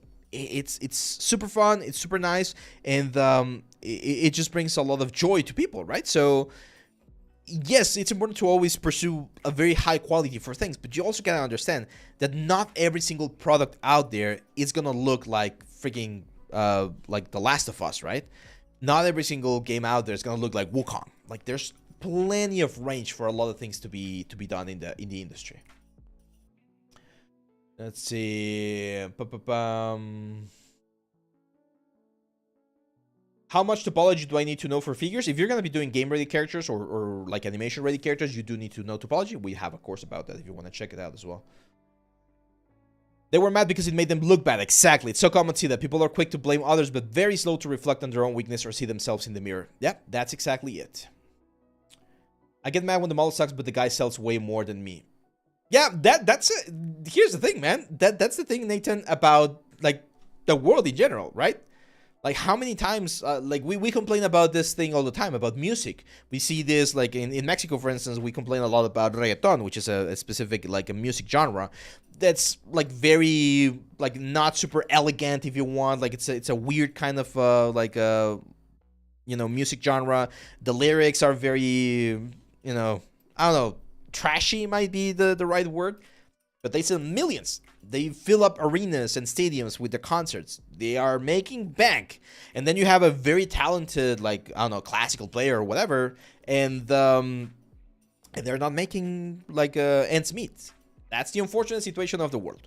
And you gotta, that's also another, like, decision that you gotta make. Do you keep true to yourself and to what you want to do? Or do you do things that are gonna appeal to a wider, like, audience, a bigger, like, audience, even though that goes against the things that you believe are better, right? Like, it's a sort of like a principled decision at that point. Let's see. Have you ever covered the whole RGB masking thing within Unreal, Ave? I don't think I have, but we are going to be covering that in the environment course, because we're going to be using that to do some blending textures.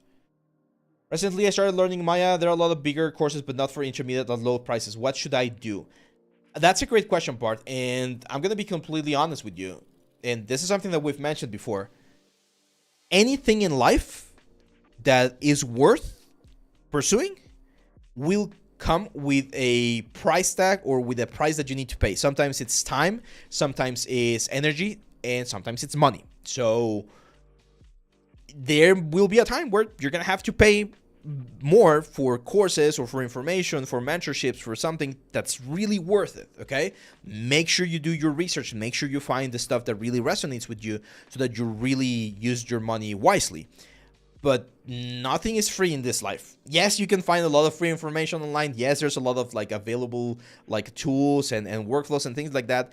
But, like, the big things, or, like, the important things, you will have to commit. And that's, again, the sacrifices that we need to make. Like, you might have the choice of buying a $60 course or buying the newest game.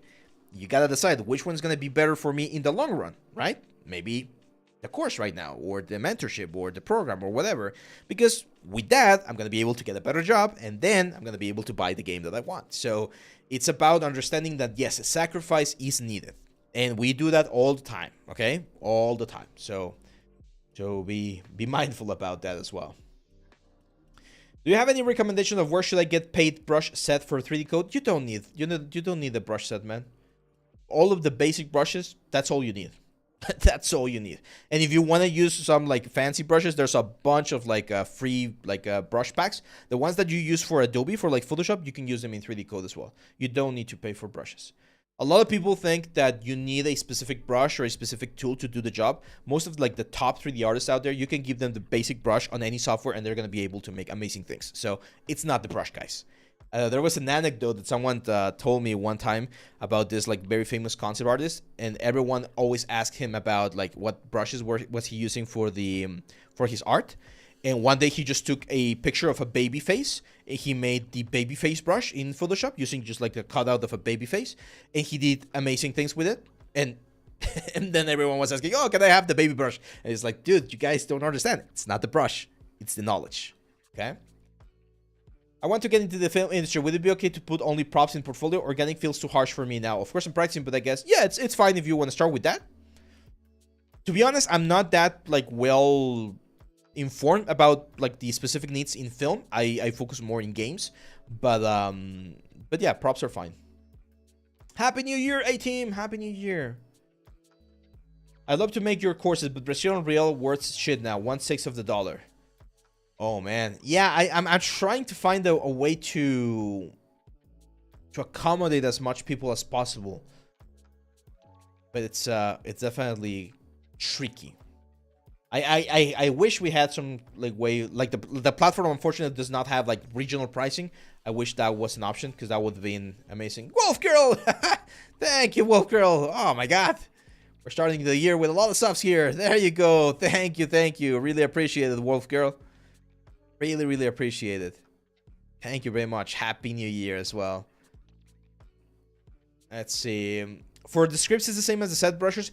Exactly. You don't really need a lot of the scripts or a lot of the tools, but some of them are really good. I'm not gonna deny that. Some of them are really good. So if there's a script, or if there's a tool, or if there's a plugin that you really like and that it really helps your workflow, of course use it, right? Like there's absolutely nothing wrong with using them. I'm just saying that typically it's not the plugin that does the trick, right? Like it's you as the artist that uses the tool to get the best of it. Okay, that's how it works. Oh, this one looks very cool. A little bit ominous with the skull right there, but I kind of like the other elements right there. Let me save this. For those of you who are just like joining us, we decided that this Friday on our stream we're gonna be doing a lantern, and then we're gonna 3D print that lantern and we're gonna hang it right here with like a real light bulb and everything. So that one's gonna be fun.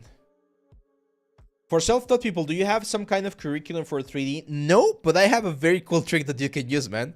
So if you want to know what skills you should know for any like a 3D skill, you can go, for instance, to Gnomon, to the Gnomon school,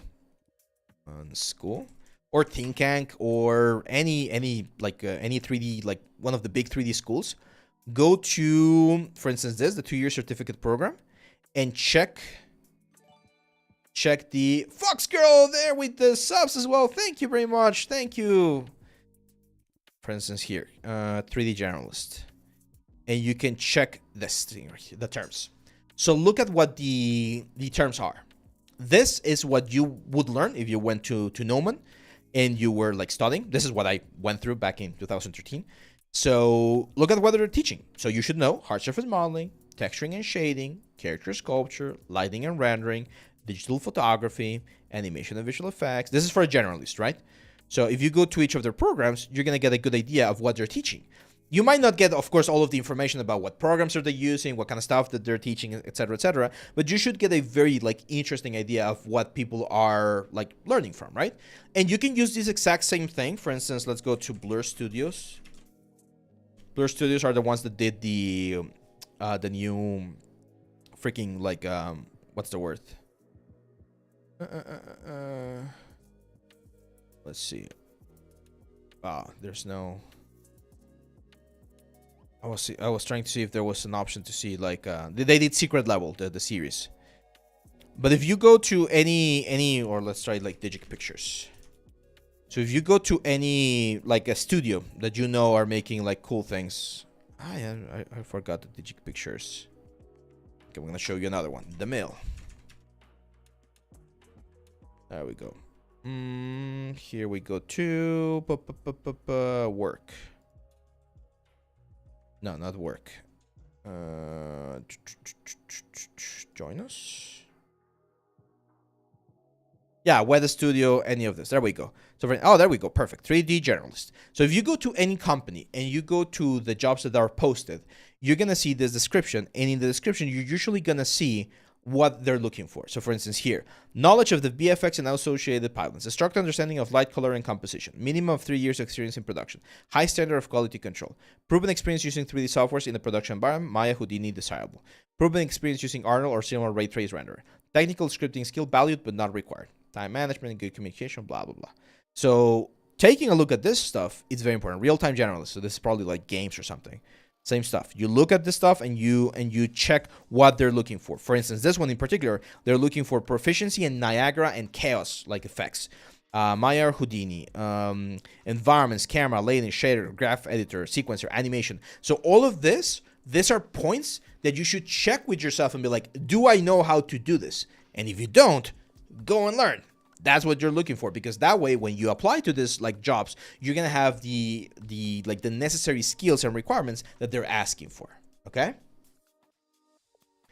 I'm reading Digital Modeling from William Bond. I don't know if it's current enough, but it's been very interesting. Even if it's very old, like I have a couple of like old ZBrush books.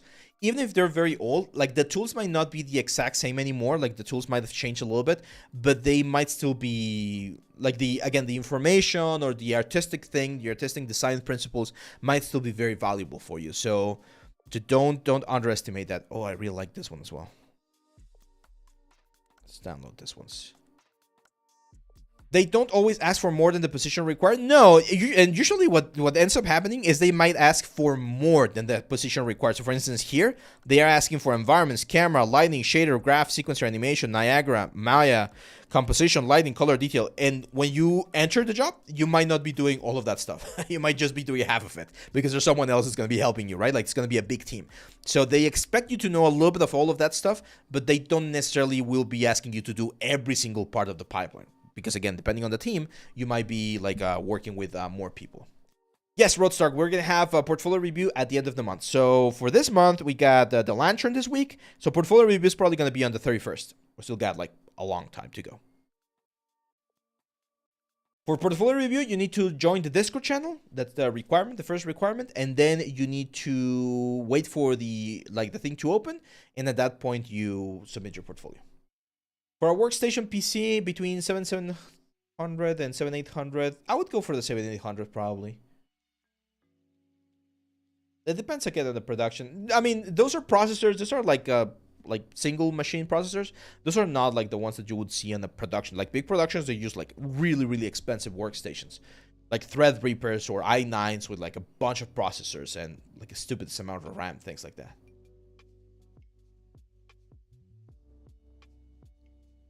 Iria Mara says, I'm close to graduating a broad game media study. I feel like my portfolio is not industry standard yet, and I would love to keep studying. Yeah, usually courses are a good way to go. Mentorships are good as well, but make sure you find a mentor that aligns with the kind of style that you're going for and with the kind of like learning experience that you're looking for, right? Like one thing that I like to do in my mentorships is I talk to my students and I ask them, how many sessions do you want to have? What's your goal? We pick a project and we make sure to get to that project in the amount of sessions that they want to have. And it's also about like how many like new softwares do you want to learn, or is there specific workflows that you want to learn. So yeah, make sure that you find the right mentor, because then it becomes, if you don't find the right mentor, you might get like a very sour like taste from the results that you get. If you want to work for companies that produce collectible figurines or video game characters, you need to practice recreating it. Yes. Let me show you. So this is a student that was 1 term or 2 terms above me, I think. His name is James Marzano. He's an amazing, amazing sculptor. He's right now working at Riot Games, and he's always been doing collectibles. So if you look at his portfolio, he's got a lot of collectibles and famous characters, his own stuff, a little bit of everything. He did the latest statue for Jinx, this one right here. He had an amazing, amazing job. I love his work. He was always a huge inspiration for me when I was a Nomen. He was like 1 or 2 terms ahead of me, I think. He's a very cool dude as well. And yeah, I think for his portfolio, he did Gargoyle. Gargoyle? Let me see if I can find his demo reel.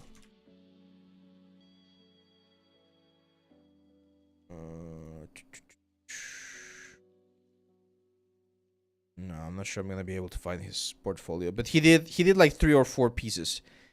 He did Goliath from Gargoyles. That guy, he was one of his pieces. He did Colossus as well, and I think he did a Batman. It was like 3 pieces that he did for his graduation portfolio, and he got a job at Sideshow Collectibles, I think.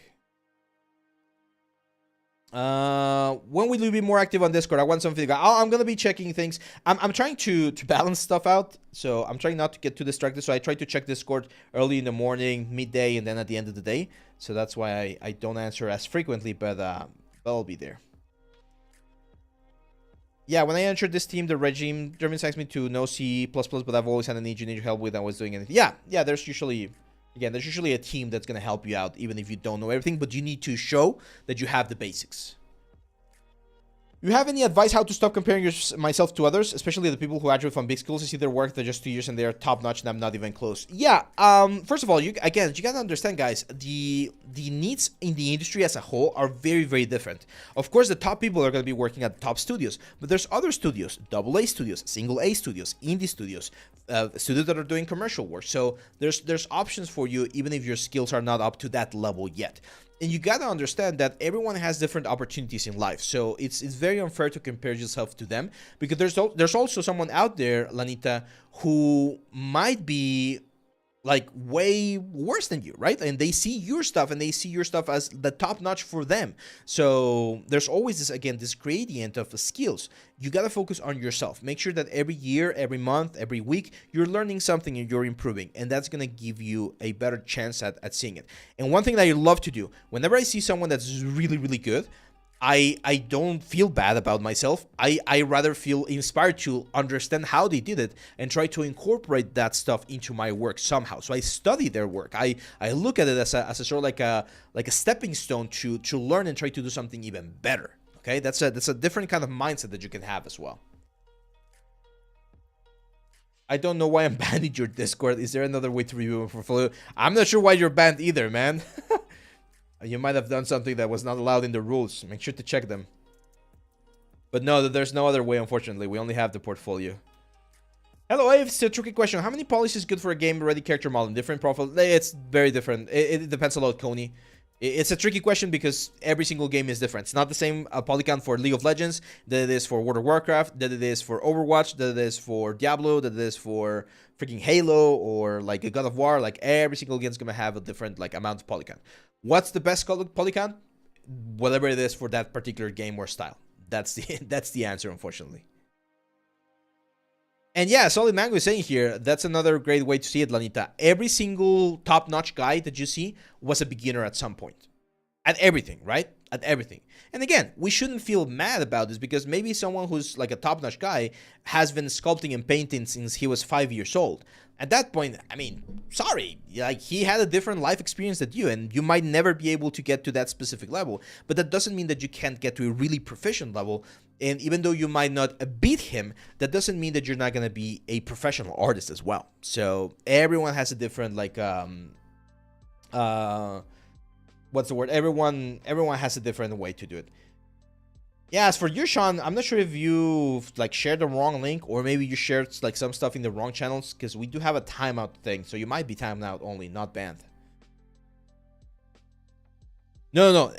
And this is very important. What's the word? This is very important, Lanita. It's not that you're doing something wrong in those 2 years, because again, even if we both go in the same like 2 years, all of the previous experience, your life experience, also has something to do with how you like process information, how you apply that information. Then in those 2 years, we need to ask ourselves, are you doing the same amount of hours as they are doing? Are you having the same priorities in your life as they are doing? Because that's where the difference might be also important. So I'm going to share something very personal with you guys. And this is something that happened to me when I was at school, actually.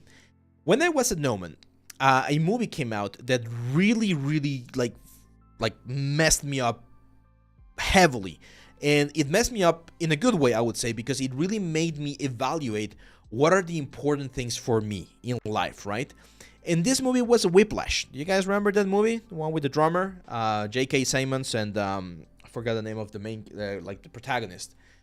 But in that movie, that guy gets a girlfriend at one point, and there comes a point where his relationship with this girlfriend is failing, because he needs to decide whether he wants to be the best like drum player in the world, or he wants to live a normal life, right?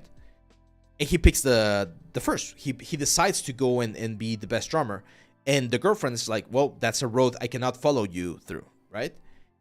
And at that point, I asked myself the same thing. It's like, okay, what do I want to do? Do I want to be the best 3D artist in the world? Even though that means that I'm going to be working 80 hours a week in a studio, not having a social life.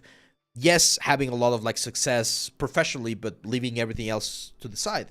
And I personally decided that that is not what I wanted to do. So if you ask me, do you want to be the best 3D artist out there? It's like, no, I don't want to be the best 3D artist out there. I want to be the best 3D artist I can be within the goals and within the structure that I've decided that I want to pursue for myself and for my life. But that's when it really like sunk into my brain. It's like, I don't want to compare myself to others.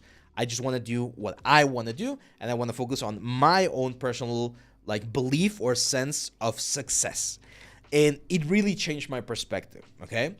I know it's a little bit, again, philosophical or deep or whatever, but it's important that you understand, this is especially for you, Lanita, that you have your own journey to pursue. You have your own path in life to pursue. And you're going to have to make decisions in that path in life, okay?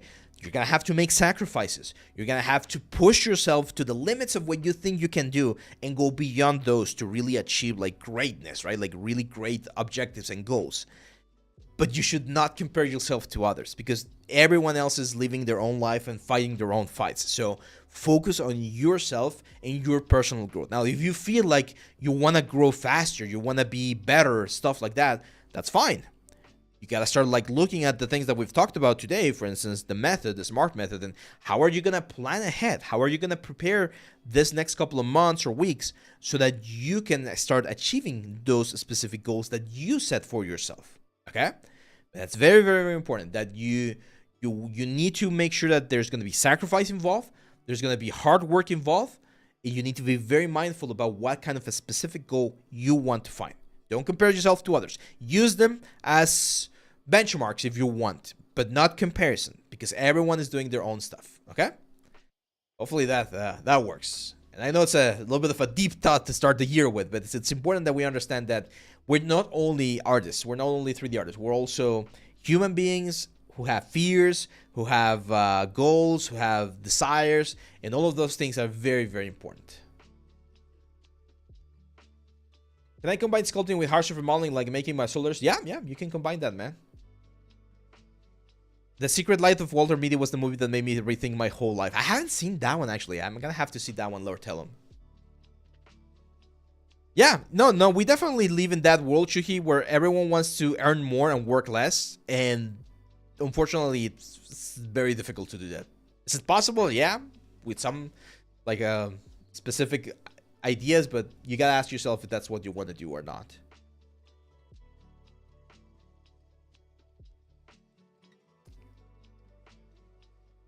Well, oh, you're welcome, Lanita. You are welcome. I'll definitely will, or tell them. Well, that's it, guys. Thank you very much for being here. I'm gonna stop the stream right now because I got a lot of stuff to do. I got a lot of stuff to prepare. We're gonna have a very cool video this Wednesday that I've been thinking about, and we're gonna do the lantern on the live stream on Friday. Okay, this is a special live stream to kickstart this year. Thank you very much for being here, my friends. Thank you very much for your support. We have a full year ahead. 2025, this can be an amazing year for everyone. So please, guys, please make sure to plan ahead, set up your goals, be very mindful, get ready for some hard work, get ready for some sacrifices as well. But we're gonna try to get the best out of this year, okay? Thank you very much, my friends. I'll see you back very, very soon. And please, please don't forget, always learning, always improving. Bye-bye, my friends. See you on the next one.